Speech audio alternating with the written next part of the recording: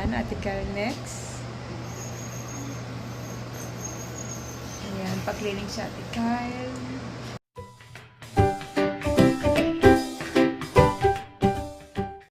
Operation pa kayo.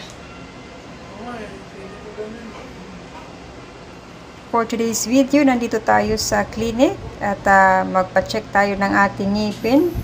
I-general na natin. So, nandito kaming mag-family. Kasama ko si Kelsey, si Ate Kyle, si Daddy, tsaka ako. So, 4 kaming magpalinis dito sa clinic na ito.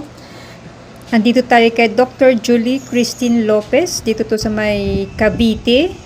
So, ayan na si Kelsey, first batch. Ayan, nakaupo na siya sa chair at walang takot na umupo. Excited siya.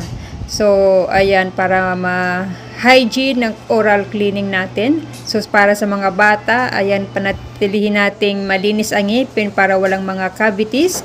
So, ayan, tapos na si Kelsey at meron siyang ibibigay kay Kelsey na treat kasi very good boy siya. Ito talaga ang pakay namin, kaya umuwi kami ng Pilipinas kasi mas mura ang magpalinis dito, magpabunot at magpapasta ng ngipin. Hindi katulad sa Arlan, napakamahal ang kanilang cleaning. Ang cleaning lang ay 3,000 pesos. Hindi katulad dito sa Pilipinas ay wala pang 1,000. So ayan, tapos na si Kelsey. Ayan na nga, may binigay sa kanya. How you feeling now? Okay now.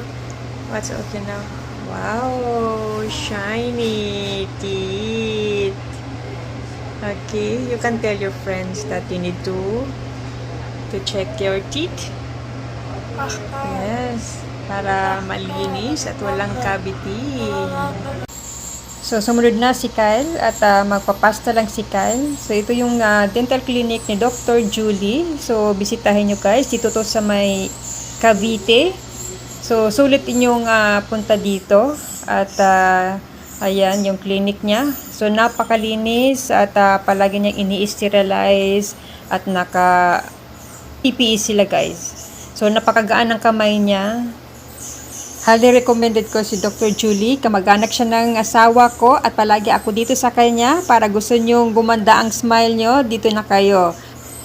So, ayan, check nyo guys ang kanilang Facebook, Dental Clinic, Dr. Julie Christine Lopez. So, ayan, thanks for watching.